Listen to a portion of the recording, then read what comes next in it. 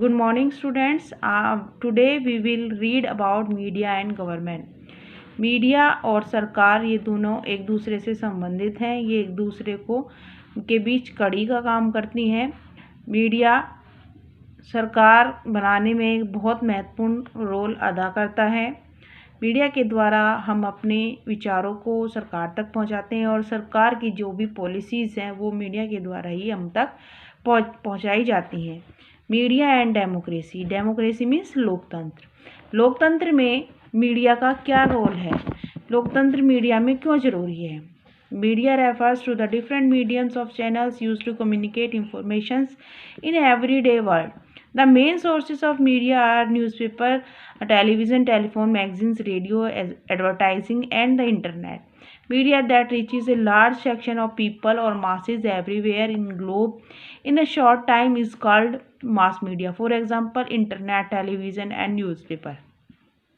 Media से हमारा तात्पर्य है कि वह सभी साधन, वह सभी माध्यम और वह सभी चैनल्स जिसके द्वारा हम अपनी सूचनाओं को कम्युनिकेट करते हैं, मतलब एक दूसरे स्थान पर पहुंचाते हैं या हम तक जो चीज़ें सूचनाएं पहुंच पाती हैं वो केवल मीडिया के थ्रू ही पहुंच पाती हैं।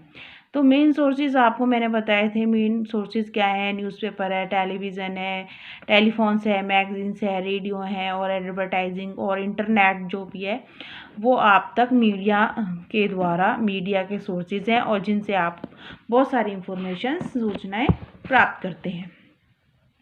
और मीडिया एक ऐसा साधन है जिसके द्वारा बहुत कम समय में इस ग्लोब पर, पूरी धरती, इस पूरे ग्लोब पर हम बहुत थोड़े ही समय में दुनिया भर की जितनी भी जानकारी है, इंफॉर्मेशन है, मिनटों में ही प्राप्त कर सकते हैं। जैसे कि इंटरनेट, टेलीविज़न और न्यूज़पेपर के द्वारा हम बहुत सारी न्यूज़ प्राप्त कर सकते हैं।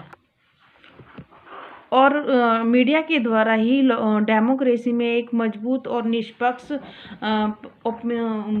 वोट का निर्माण होता है, जनमत का निर्माण होता है, क्योंकि मीडिया के द्वारा ही जो भी सरकार की पॉलिसीज़ हैं, जो भी गवर्नमेंट का इंटरेस्ट है जनता के प्रति, वो मीडिया के थ्रू ही पहुंच पाता है। और मीडिया से जितना भी ज़्यादा मनुष्य जुड़ा रहेगा, सरकार की नीतियों के बारे में वह जानेगा, सरकार के कार्यों के बारे में जानेगा, तो इससे वो अपने जनमत का निर्माण करेगा, सही निष्पक्ष एक जनमत को तैयार करेगा, अपने मत को तैयार करेगा और जागरूक रहेगा सरकार के प्रति जितने भी कार्य किए गए हैं।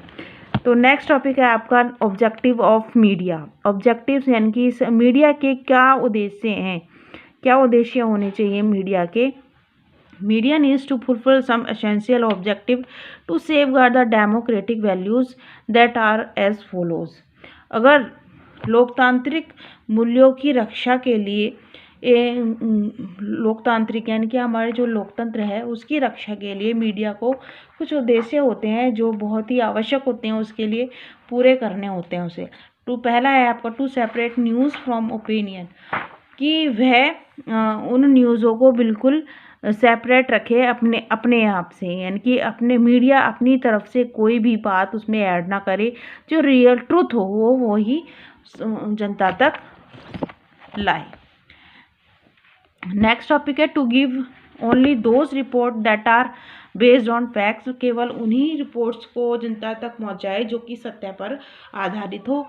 थर्ड है media should not be biased and give one sided account of events, और मीडिया को केवल वन साइडेड अकाउंट ही नहीं देना चाहिए, जो भी घटना है उसकी दोनों पक्षों की जानकारी जनता तक पहुंचनी चाहिए। The media should not never resort sensationalism and deliver news without distorting them, और मीडिया का एक कर्तव्य है कि लोगों में, जनता में कोई अफवाह ना फैलाए, केवल सत्य पर आधारित जो न्यूज़ है उसी को जनता तक पहुंचाए। लास्ट है इसका to separate news and business interest of the newspaper from the democratic values and responsibility as a watchdog of society, कि वह कभी भी मीडिया को ये नहीं होना चाहिए कि दो न्यूज़ जो कि बिजनेस की हैं और किसी पॉलिटिकल पावर से रिलेटेड है तो उन दोनों न्यूज़ को मिक्स ना करे, एक दूसरे से रिलेट ना करे, तो वो दोनों न्यूज़ अलग अलग होनी चाहिए। If these to get mixed up it interference with the media responsibility towards people. और लोगों को यह अगर इस तरीके से वो लोगों तक मिक्स्ड न्यूज़ पहुंचाएगा तो वो जनता में अफवाह फैलेंगी। तो इसलिए जो वो है मीडिया है उसको एक वॉच डॉग ऑफ सोसाइटी, समाज का एक रखवाला के रूप में कहा गया है मीडिया को, कि समाज का रखवाला है। समाज का रखवाला कब? जब वो सत्य पर आधारित न्यूज़ को लोगों तक पहुंचाएगा और कभी भी दो न्यूज़ को एक दूसरे से मिक्स नहीं करेगा। नेक्स्ट टॉपिक है आपका check and balances of media, कि मीडिया को किस प्रकार का संतुलन रखना चाहिए और क्या क्या चेक करना चाहिए जब कोई न्यूज़ हो। तो freedom of press is not provided by the constitution, instead it has been derived from the freedom of expression. जो हमें लोकतंत्र में, हमें संविधान में 7 मौलिक अधिकार प्राप्त दिए गए हैं, जिसमें बताया गया है कि हमें फ्रीडम ऑफ एक्सप्रेशन, विचारों की अभिव्यक्ति है, कि हम अपने विचार को अभिव्यक्त कर सकते हैं, बट हमें freedom of press is not provided. हमें फ्रीडम ऑफ प्रेस की स्वतंत्रता नहीं दी गई है मौलिक अधिकारों में। तो इसलिए all the freedoms provided by constitution the also limited by certain duties too। और जितने भी हमें मौलिक अधिकार दिए गए हैं उसके साथ साथ हमें ड्यूटीज़ भी, हमारी जो कर्तव्य हैं, आपको पता होगा कि हमारे मौलिक कर्तव्य हैं मौलिक अधिकारों के साथ साथ। Thus no freedom is our constitution is absolutely, instead it is relative in nature. Same in the case of the freedom of press, there are certain checks on the press which keep in the balance। और इस प्रकार हमें अपने कर्तव्यों को पूरा करना चाहिए अपनी स्वतंत्रताओं के साथ साथ। तो उसी प्रकार प्रेस जो है, प्रेस को जो स्वतंत्रता मिली है उसे भी एक दायरे में रहकर अपनी लिमिटेशंस को ध्यान में रखना चाहिए, अपनी स्वतंत्रता को ध्यान में रखना चाहिए, तभी ये चीज़ें दोनों बैलेंस में रहेंगी। All newspaper and periodicals have to be registered with the registrar of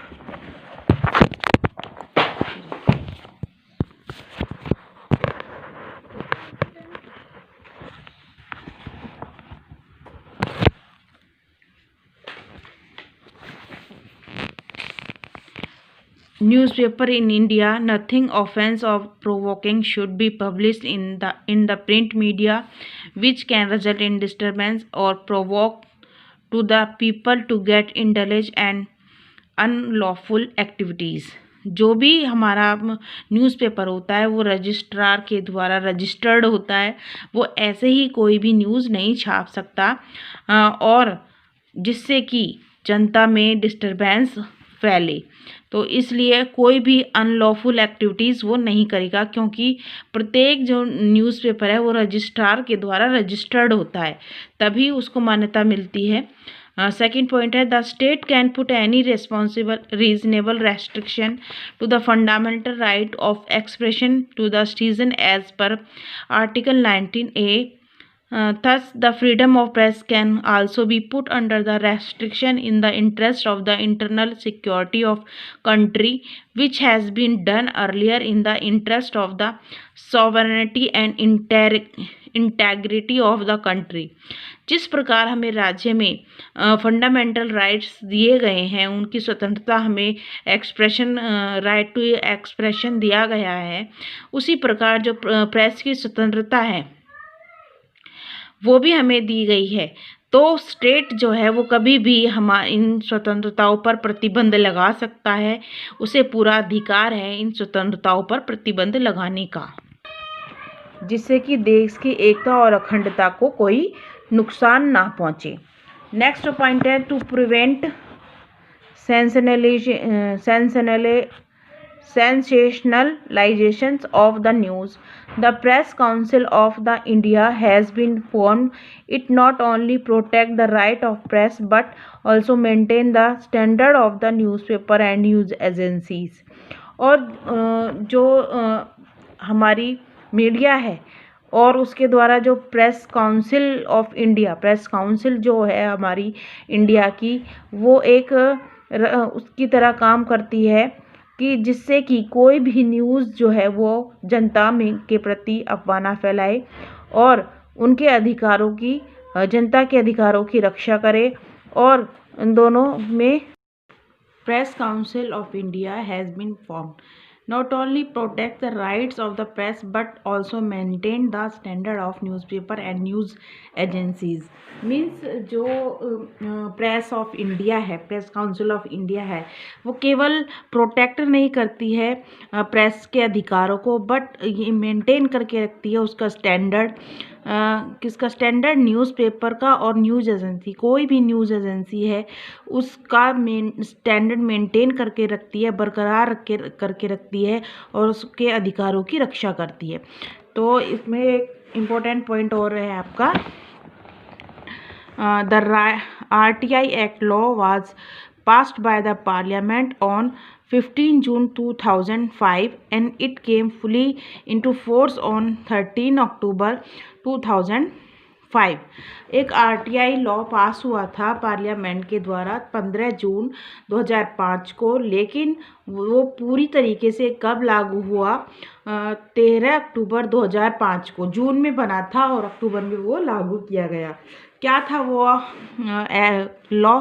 RTI means right to information, right to information यानी कि सूचना का अधिकार। Information disclosure in India was restricted earlier, which the new RTI Act now relaxes those norms. The right to information is an act of the Parliament of India to provide for setting out of the practical regain of right to information for citizen. इसका मतलब कि प्रत्येक नागरिक को, ये जो parliament में हमें पहले ये अधिकार प्राप्त नहीं था कि सूचना जो है लोगों तक नहीं पहुंच पाती थी, तो पार्लियामेंट में एक बिल पास हुआ, एक लॉ पास हुआ जिसके आधार पर प्रत्येक नागरिक को सबसे पहले सूचना का अधिकार प्राप्त होना चाहिए। तो ये था आपका RTI, सूचना का अधिकार। आई थिंक ये चैप्टर आपको समझ में आ गया होगा। लास्ट ये आपका, इसमें आपके ये एक्सरसाइज है, ये आप फिल कर लीजिएगा। फिल इन द ब्लैंक्स है, टिक मार्क्स है और क्वेश्चन आंसर्स भी हैं। जो आपको नहीं समझ में आते हैं तो आप मुझसे पूछ लीजिएगा, मैं आपको भेज दूँगी, आपको सेंड कर दूँगी जो भी कोई प्रॉब्लम है। Thank you.